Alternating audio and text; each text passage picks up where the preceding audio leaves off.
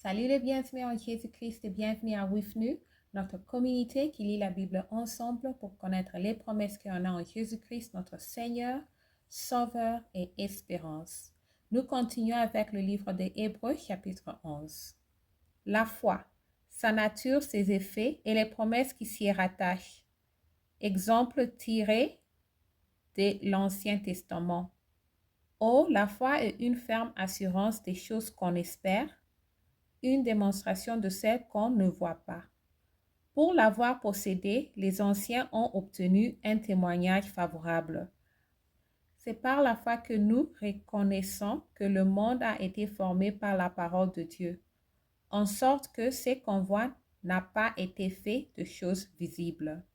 C'est par la foi qu'Abel offrit à Dieu un sacrifice plus excellent que celui de Caïn.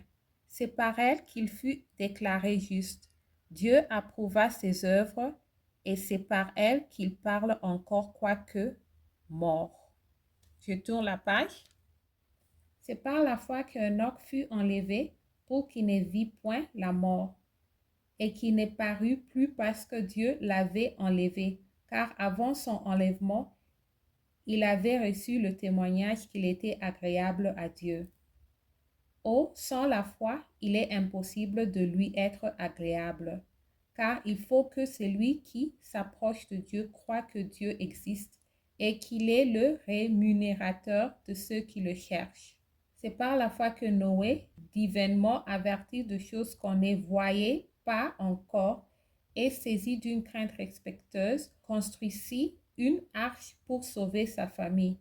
C'est par elle qu'il condamna le monde et devint héritier de la justice qui s'obtient par la foi.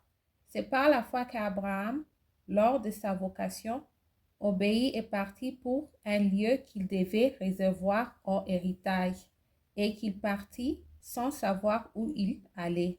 C'est par la foi qu'il vit s'établir dans la terre promise, comme dans une terre étrangère, habitant sous des tentes, ainsi qu'Isaac et Jacob, les co-héritiers de la même promesse, car il attendait la cité qui a de solides fondements, celle dont Dieu est l'architecte et le constructeur. C'est par la foi que Sarah, elle-même, malgré son âge avancé, fut rendue capable d'avoir une postérité parce qu'elle crut à la fidélité de celui qui avait fait la promesse. C'est pourquoi d'un seul homme déjà usé de corps naquit une postérité nombreuse comme les étoiles du ciel, comme le sable qui est sur le bord de la mer et qu'on ne peut compter. C'est dans la foi qu'ils sont tous morts sans avoir obtenu les choses promises.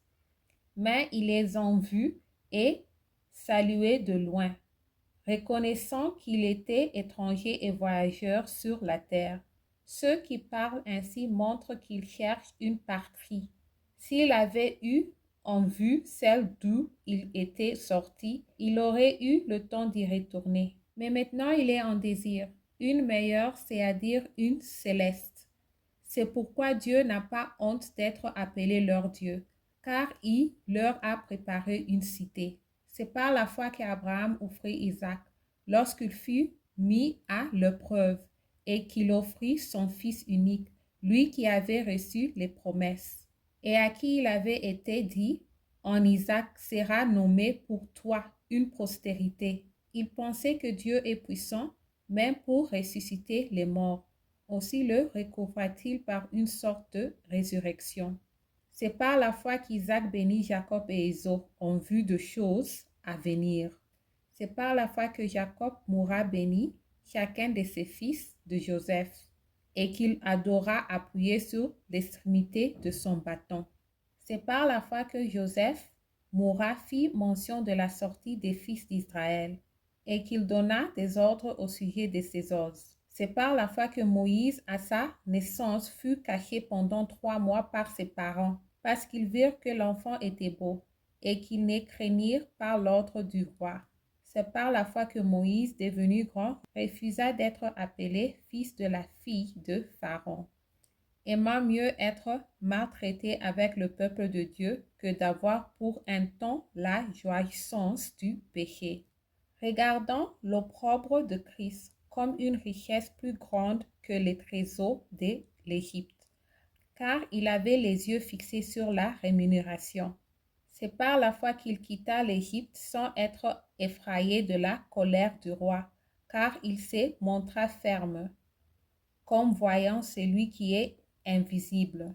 C'est par la foi qu'il fit la Pâque et l'aspersion du sang, afin que l'exterminateur ne touchât pas au premier-né d'Israélites. C'est par la foi qu'il traverse la mer Rouge comme un lieu sec, tandis que les Égyptiens qui en firent la tentative furent engloutis. C'est par la foi que les murailles de Jéricho tombèrent après qu'on eut fait le tour pendant 7 jours. C'est par la foi que Rahab la prostituée ne périt pas avec les rebelles, parce qu'elle avait reçu les espions avec bienveillance. Et que dirais-je encore? Car le temps me manquerait pour parler de Gideon, de Barak, de Samson, de Jephthé, de David, de Samuel et des prophètes, qui par la foi vainquirent des royaumes, exercent la justice, obtirent des promesses, ferment la gueule des lions, éteignirent la puissance du feu, échappèrent aux trahisons de l'épée, guérirent de leur maladie, furent vaillants à la guerre, mirent en fuite des armées étrangères. Des femmes recouvrèrent leur mort par la résurrection. D'autres furent livrés au tourment et n'acceptèrent point de délivrance, afin d'obtenir une meilleure résurrection. D'autres subirent les moqueries et le fouet, les chaînes et la prison. Ils furent lapidés, sciés, torturés. Ils moururent tués par l'épée. Ils allèrent ça et la vêtue de peau de brebis et de peau de chèvre, dénus de tout, persécutés, maltraités, eux dont le monde n'était pas digne, errant dans les déserts et les montagnes, dans les cavernes et les âtres de la terre. Tout cela à la fois desquels il a été rendu témoignage, n'ont pas obtenu ce qui leur était promis. Dieu ayant en vue quelque chose de meilleur pour nous, afin qu'ils ne parvinssent pas sans nous à la perfection. Merci d'avoir lu ensemble. J'améliore mon français en lisant la Bible. Restez en Jésus-Christ et shalom.